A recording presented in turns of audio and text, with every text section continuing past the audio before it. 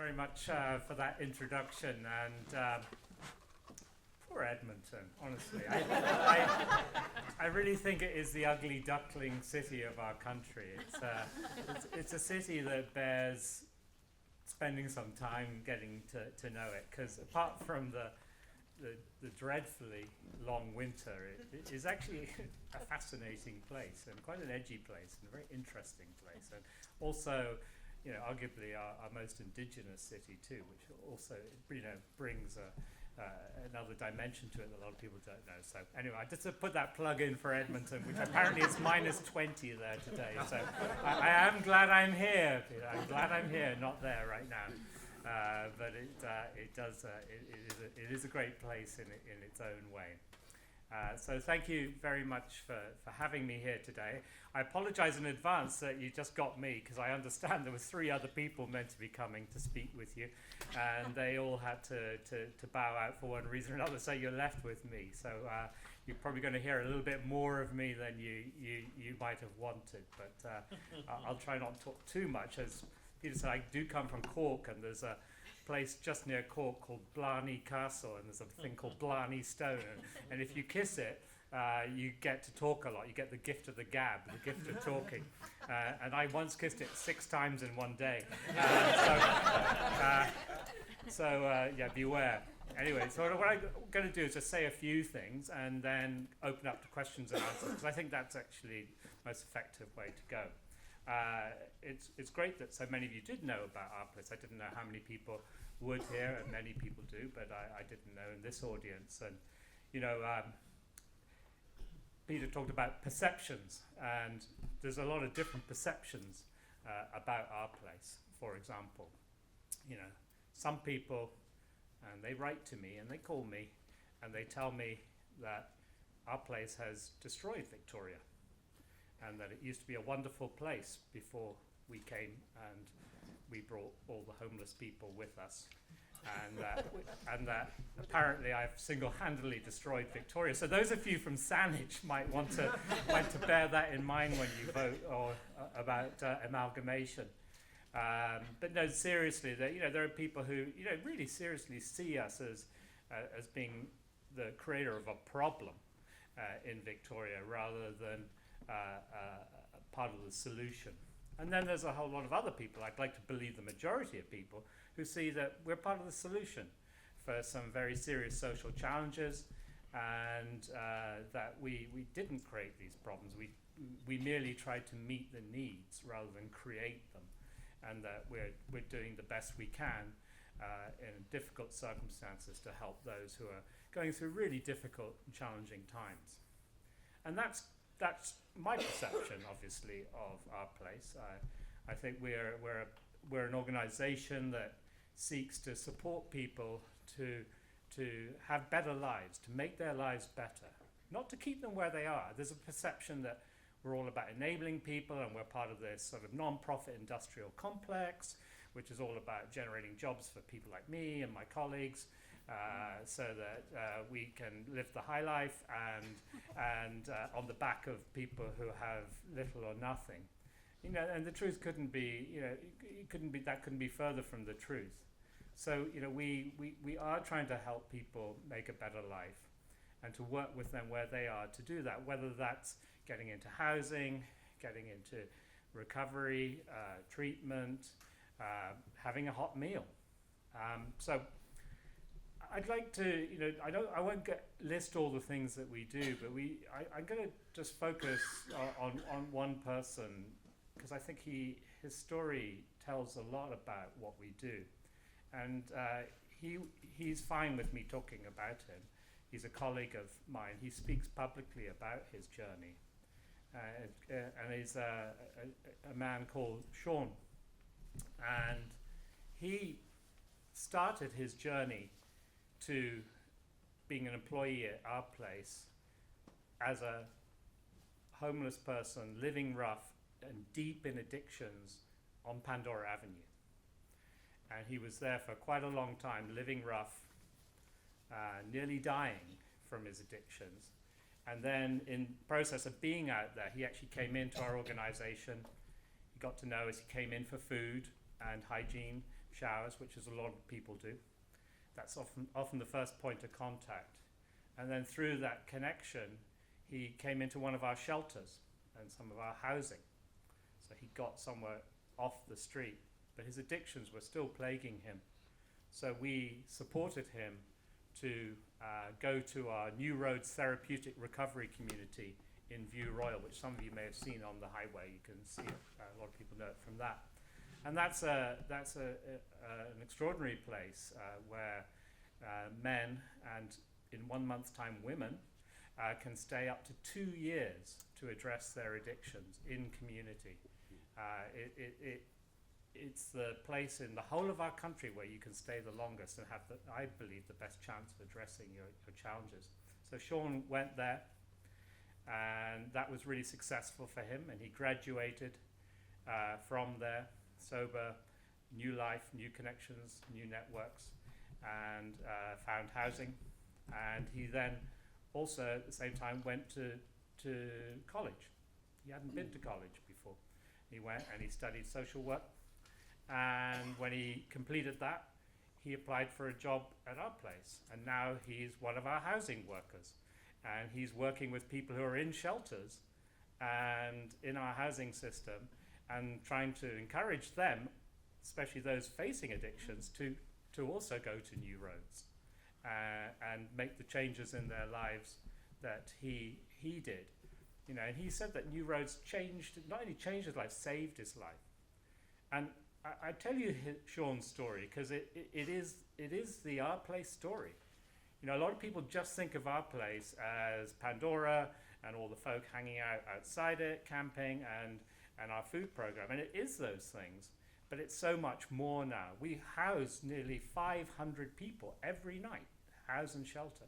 We have the therapeutic recovery community, addictions treatment.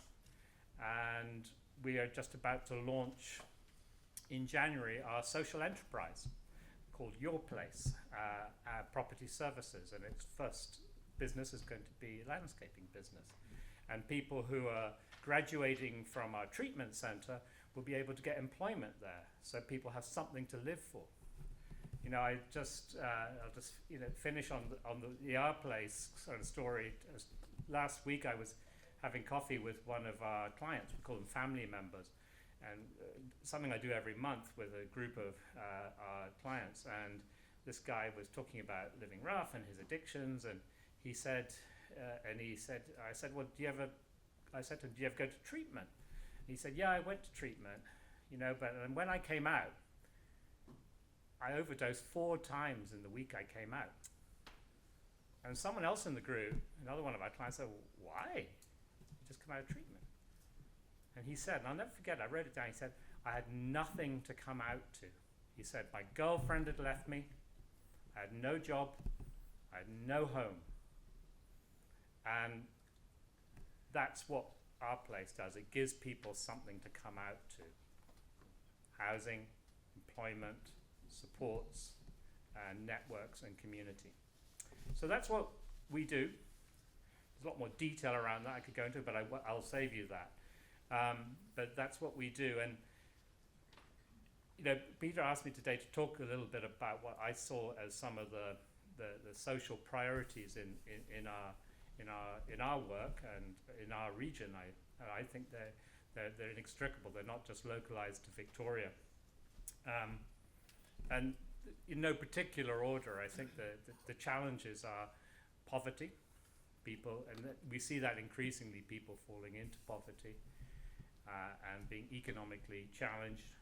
Housing, obviously you talked about that earlier, and a continuum of housing, you know, from shelter, through supportive housing, to affordable housing and market housing. Street homelessness, visible street homelessness, and addictions and the drug crisis. So, you know, those are the 4 kind of key ones as I see it. And to me, they're all regional issues. They're not just regional, they're provincial, they're national challenges. Sometimes it can seem like they're just local. Particularly, I think of street homelessness, which is much more visibly present in Victoria than other municipalities. But homelessness does exist in other municipalities, but addictions and poverty and housing challenges absolutely exist regionally.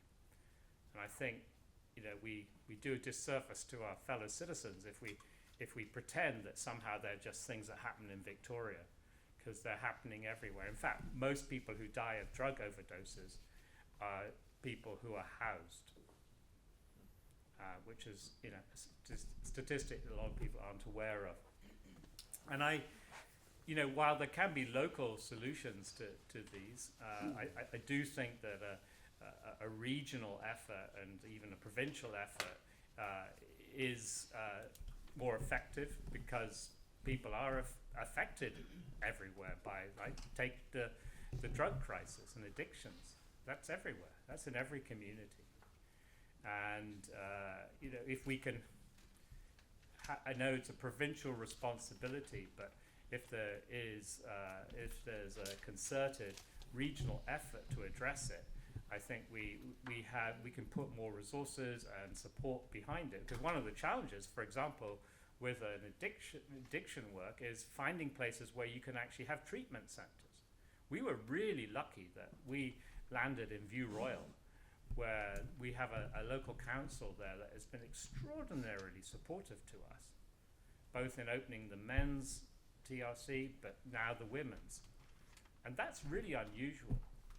But if we were to take a regional, approach to it, we could commit to finding spaces for the work that needs to be done in that area. The same, with housing. Obviously, the province has given all municipalities targets in that, and a lot of it has happened in Victoria. Victoria, for one reason or another, has been open to providing permits for supportive housing. I know there's been tensions around that recently, particularly, but I think it would be great to see more supportive housing in more municipalities for a lot of reasons, not least that people who are trying to make a fresh start in their lives, it's often really helpful for them to be in a very new location and not being returned endlessly to an environment that is difficult for them to maintain their sobriety in, for example. And I don't know how many people in this room know this, but actually 2 of our places, housing sites, are actually in Saanich. One on Albina Street, which is a large building with over 60 people in it. And we also have our second stage housing in Saanich as well. And that's housing for the men coming out of our treatment centre. And that's in a single family home in Saanich. And I won't tell you where it is, but we've been really involved in that neighbourhood, and we met every single neighbour before we moved in there, and that has gone really well. So, it is already happening, but I think there definitely could be more. And poverty too. A lot of poverty is very hidden. We see an increasing number of people, older people, coming to use our food services who aren't homeless, but they're really struggling to make ends meet. And they come to us for 1, 2, or 3 meals a day. Some people tell me all the time, like, I could not get by on my modest fixed income if I didn't come here for food, because it's become so expensive. So there's a lot of hidden poverty in our communities, and it's hard for people to admit that. I think it's particularly hard for people who are maybe older and have worked hard all their lives, and to admit it and acknowledge it. There's great shame attached to poverty in our society, particularly in a place where there's so many people who are so wealthy and there's so much wealth around. To acknowledge your poverty, of material poverty at least, is to feel a failure and to carry great shame. So there is a lot of poverty, and I think that's just not in Victoria. I suspect everywhere. And people do come from all around to access our food services. So, those to me are the key areas that need addressing, and we continue to address. And I know other social agencies would feel the same. and I think that they can more comprehensively be addressed if we work together, and the more regional our response can be, I think the more effective. And the municipal governments and the province all have different roles to play, but if we don't do it together, it doesn't work. And that's been pretty clear, just even in Victoria, that if you have BC Housing, the Ministry of Housing, and Ministry of Mental Health and Addictions, and you have the municipality and various and non-profits all kind of working at odds with each other and not working together, it's hard to make that achievement. But when we do come together, which we're currently trying to do around the encampment in Victoria, it actually is very effective in getting some change and getting some solutions. So, yeah, I'll finish there and to open it up to any questions anyone has about anything I've said or anything I didn't say.